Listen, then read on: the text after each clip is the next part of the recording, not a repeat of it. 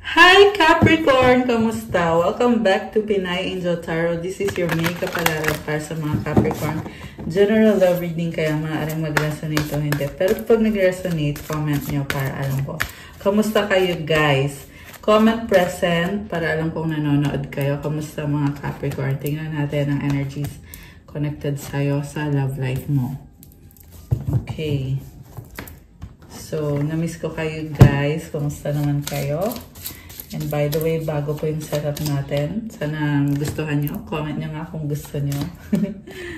Okay. We have feelings. Take the time to explore the deep emotions you are experiencing. Oh, this is all about you. Very emotional. Twin flame. Twin flames themselves contain an aspect of each other's personality. Connected dito sa taong soulmate mo or twin flame mo, nagkaroon kayo ng relationship with this person, very intimate connection with this person, and you are kind of overwhelmed. Pinaprocess mo yung emotions mo. So, actually, it's a good thing kasi processing your emotions, it means na nag-heal ka. Ayan, nag-loading pa eh. Nag-heal ka. Siguro, yun yung energy mo. Parang natutulala ka, no?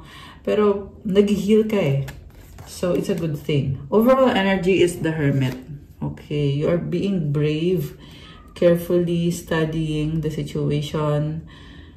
And, nakikita ko nagiging smart ka, nagiging wise ka sa mga decisions mo. Priority mo kung ano yung makakabuti para sa'yo. At the same time, andito yung person na nagsastruggle, nahihirapan siya nang wala ka. So, possible na nagkaroon na ng ending dito, or kung hindi man, feeling niya kasi hindi mo na siya mahal. Okay, yan yung nakikita ko. Magician, 2 of water, and the 5 of earth. Sabi dito, ready na siya na makipag-reconcile sa'yo kasi ramdam niya yung pagkawala mo sa buhay niya. At nahihirapan siya.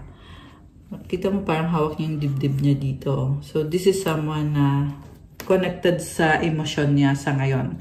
So, kung dati naging harsh man tong taong to sa'yo, ngayon sa nakikita ko, may mga emotions. And, ready na daw siya eh, pero, parang, they have a new perspective about the situation, pero inobserbahan ka niya. Andun yung fear, okay? Pero at the same time, minamanifest niya yung reconciliation. Okay. Very challenging na situation kung anong meron kayo ngayon. At medyo nawawalan siya ng pag-asa. Pero at the same time, alam niya na kaya niyang i-manifest ikaw sa buhay niya. Medyo pabaya lang tong taong to kasi masyado siyang umaasa na pag ginawa niya kung ano yung kailangan niyang gawin, ay babalik ka sa kanya. So, in-expect na niya na papatawarin mo siya. Nagkamali siya sa'yo, nagkaroon siya ng, or sabihin na natin, nag-cheat siya sa'yo at umaasa siya na papatawarin mo siya. Okay? Yan yung nakikita ko sa taong to. So, ang tanong, dapat bang patawarin? Kasi, parang nafikot din dito na nag-a-assume siya. Nag-a-assume siya na papatawarin mo siya. Kasi nakita niya kung paano mo siya mahalin. Okay? Kaya din siya umaasa na, hindi mahal ako ni Capricorn.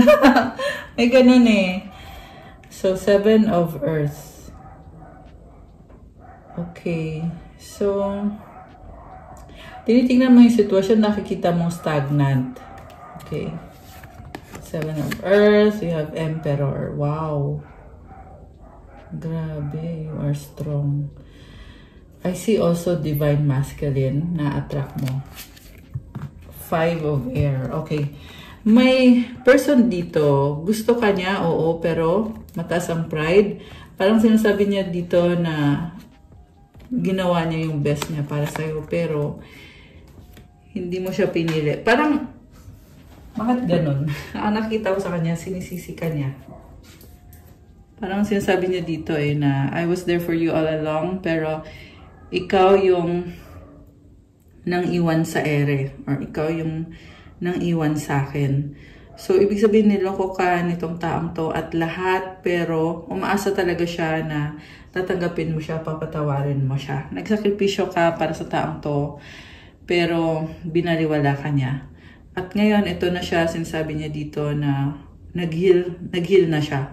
Pero guys, ang nakita ko sa facade lang yun na nag-heal siya, pero ang totoo niyan, napakataas ng pride nitong taong to at hindi niya makuwang patawarin yung sitwasyon at hindi niya makuwang aminin yung pagkakamali niya. Okay? Sorry to say. Yan yung nakikita ko dito This is masculine na hindi nag-heal. Nagkukunyari lang siya na nag-heal na siya. Nagkukunyari siyang mature siya. Ayan. Kasi ito yung nauna Seven of Earth. Tapos meron pa nito. So, it's a game. Baka may kadik kang Earth sign, Capricorn, Taurus, Virgo, Aries energy, Air sign, Gemini, Libra, Aquarius, meron Gemini, although this can be any sign. Meron din ditong Virgo energy, water sign, Cancer, Pisces, or Scorpio. Okay. So, alam mo kung bakit matigas ang ulo nitong taong to, na hindi niya maamin yung mga pagkakamali niya, pero umaasa siyang papatawarin mo siya. Ayun. Dahil, andito kasi yung Twin Flame card feel niya na iba ka. So, hindi ka niya bibitawan ng ganon-ganon lang. Pero, yung nga lang hindi loyal sa'yo, itong taong to. Ngayon, to be honest, loyal siya ngayon. Pero, hindi mo kasi alam kung hanggang kailan yan. Okay? So,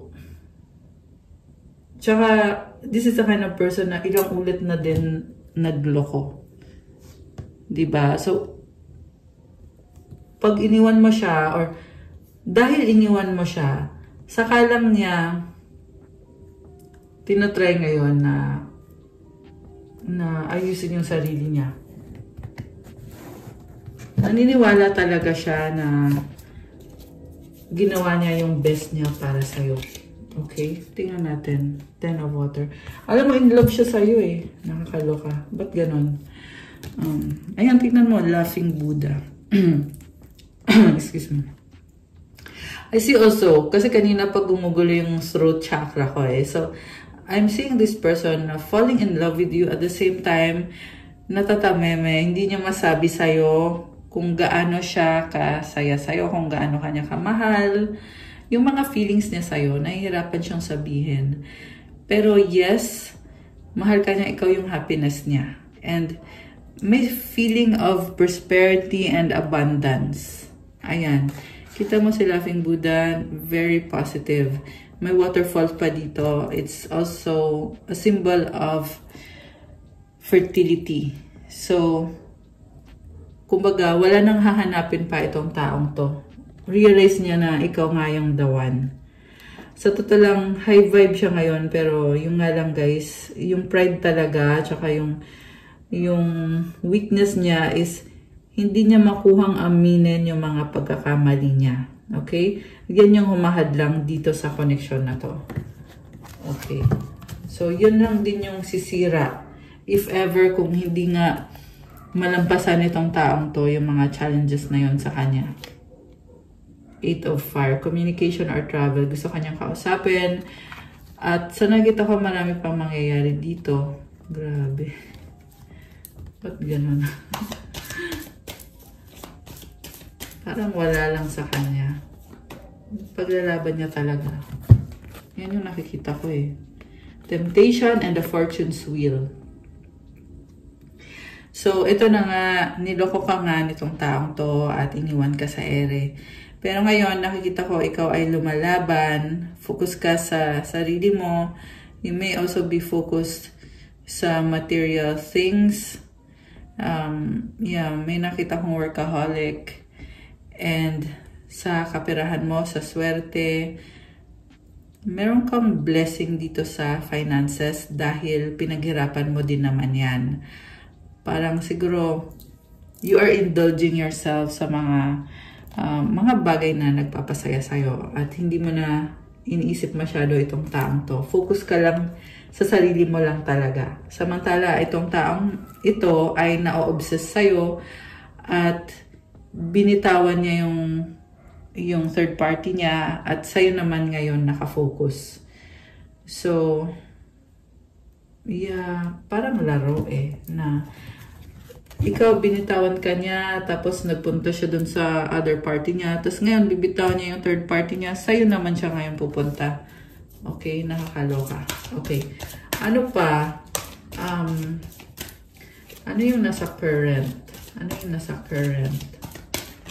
Okay. The moon. Oh my gosh.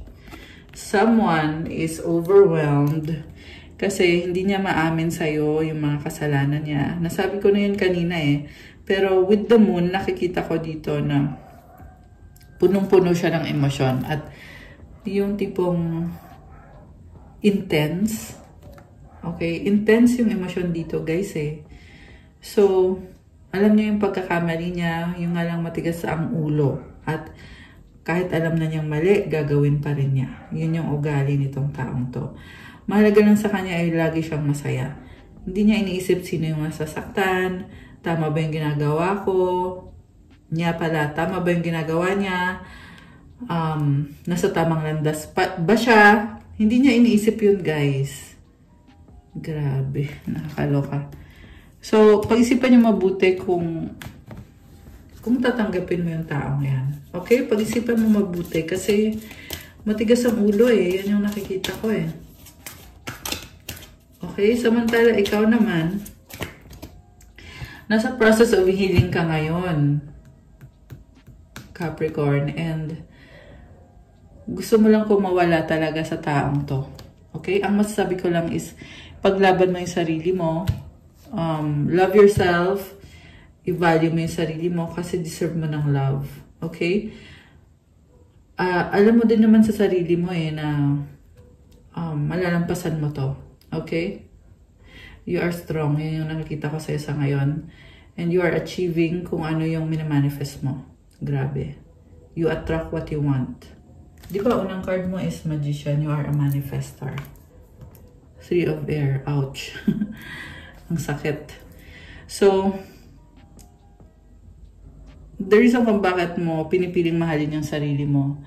Kasi nga, sinaktan ka nitong taong to. Okay? So, mukhang sinasabi lang sa'yo dito, take your time, Capricorn. Don't be hard sa sarili mo. Ikaw ay nasasaktan pa. Kailangan mo pa ng panahon para mag-heal. Kailangan mong mahalin yung sarili mo. So, also prayer. Nakakatulong yung prayer, guys. Mag-pray kayo kay God. Hilingin mo yung blessing niya sa pag-heal at sa pag-move forward with your life. So, nakita ko, you will move forward in a positive light. Kasi, there's nowhere to go but up. Diba? Nangyari na yung mga nangyari. And now, si universe nang bahala. Dalhin ka sa kung saan meant to be ka. Okay? Grabe. So, you are really being challenged. Pero this challenge and this transformation will be for your highest good. Sa dulo, marirealize mo din na ito ngayon nakakabuti for now, na transform the situation. Nakakabuti yan para sa'yo, Capricorn. So, kapit lang, guys. 6 of Earth, okay? Parang medyo malangkot ka pa dito, pero you're getting there. You are strong. And sinasabi dito, magpatuloy ka lang kasi you will get better and better. Actually, kakasabi ko lang there's nowhere to go but up. Ayan, so claim mo na yun, guys. Grabe. Gusto kong tingnan, anong mga angel numbers ang connected sa'yo ngayon? Connected kay Capricorn. Okay. 12-12 duality. Ito pa. 1-2-3 vision. And also this. Oh, diba? 19-19 transformation. Sabi sa'yo you're going through this transformation. Ay. So, sabi dito. Sabi dito. Within you are shadows of dark and beams of light. The divine is reminding you to embrace a duality that is your individual spark. The spark is being ignited and ready to illuminate the path ahead. Oh my gosh. Affirmation, I fully embrace who I am and allow change where it is needed. I trust the duality within me. So, balance lang, guys. May liwanag at merong shadows of dark. So, you know your strength, you know your weaknesses. Balance yourself. At may liwanag, it's igniting your path ahead. It's illuminating pala your path ahead. Okay. So, yeah, change is needed. Comment, I allow change where it is needed to claim this beautiful energy. Merong angel feathers dito and it's telling me na your angels are with you at ramdam mo yon. Okay? 1, 2, 3, vision. Your path will not look identical to anyone else's. That is what makes you unique. Remember that as you stay the path that feels connected, the path will continue to lead you to alignment. Let your vision be as different as you are. Alam mo, congrats na. Nakikita ko yung strength mo, yung pagiging brave mo. And huwag mo i-compare yung sarili mo sa iba kasi ibang-iba ka at strong ka. At alam mo din yon na strong ka. Okay, so affirmation, my path is mine and mine alone. When I follow my path, alignment comes naturally. Magpatuloy ka sa landas mo kasi you are being aligned sa purpose ni God, sa plano ni God para sa'yo. And again, andyan yung angels mo. Okay, comment, my path is mine and mine alone. Transformation 1919, it is asked that you take notice that you hold within your hands the power to change your life. Within this realization, you will feel your sense of purpose and your connection to new beginnings. Oh my gosh, grabe, ramdam ko to. Kasi kanina pa lang, na-feel ko na dito na may purpose ka, Capricorn. At lumabas nga dito, may purpose ka. At andito na daw yung bagong simula. So, hindi ko yung sinasabi na parang wala lang. It's really happening. You are being transformed at may bibigay sa'yo na blessing. Affirmation, I release what I no longer need to carry and I open myself to the transformative energy of the divine. So, i-comment mo dyan to claim this beautiful energy. I release what I no longer need to carry and I open myself to the transformative energy of the divine. And remember, the angels are always with you. I love this. Oh my gosh.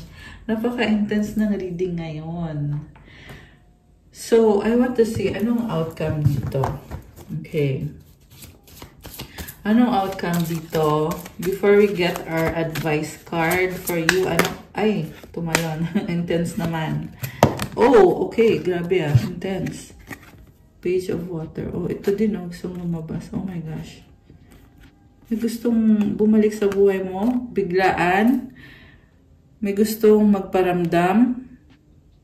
Alam mo, hindi ko alam kung matutuwa ka o maiinis ka. Pero, itong taong to ay ano siya, parang excited pa siya eh. Excited siyang bumalik sa buhay mo. At, gusto niyang paglaban to. Okay, yun ang sinasabi dito, guys. Remember na sa huli, ikaw ang magdidesisyon. Actually, nakikita ko din sa'yo, masaya ka kung nasaan ka habang itong taong to ay gustong maghabol or naghahabol sa'yo. Ikaw naman, you are having a good life full of excitement. And I'm hearing also na it's your time to talagang ini-embrace mo yung freedom mo dito na wala kang pakialam kung anong sasabihin ng ibang tao, anong iisipin, bahala sila dyan. Tingnan mo, andito na naman yung white and black na horses. Kanina, lumabas yung energy about shadows of darkness and beams of light. Yan yung nakikita ko sa'yo, binabalanse mo. And you are doing so well. Grabe. I love this for you. May mga exciting energies coming ahead. May mga opportunities for you. Grabe, I love that. So, anong mga mensahe galing sa universe? Okay, or mensahe isa lang. Para kay Capricorn. I create mindful moments throughout the day, reminding myself that I am love and miracles are natural. Wow! So, ayan, I see you really loving yourself. At alam mo din naman sa sarili mo na napakadaming blessings from God. So, congrats! Ayan. Okay, guys. That's all I have for you, Capricorn, for your May Kapalaran. Thank you for watching. Please like the video, comment, subscribe, hit the notification bell. Let me know kung nag-resonate ba or kung nagustuhan nyo ba yung reading. At kung kailangan nyo ng gabay, kung nag-resonate at kailangan nyo ng more information, you can book a private reading. Message na kayo sa Viber or sa WhatsApp. Nasa description box yung contact details ko. And check out my Instagram. If you want to start your crystals journey, may mga crystal bracelets, marami at iba-iba. Tutulong sa'yo to attract your manifestation. These are infused with special mantras and special prayers to really enhance the energy at maraming benefits at iba-iba din, guys. So, tingnan nyo na lang po doon at i-message nyo na lang ako. At pa-follow na din po sa aking Instagram. Thank you, Capricorn. I love you guys. Have a good day or night. God bless you all. Stay safe. See you again soon. Love you guys. Bye!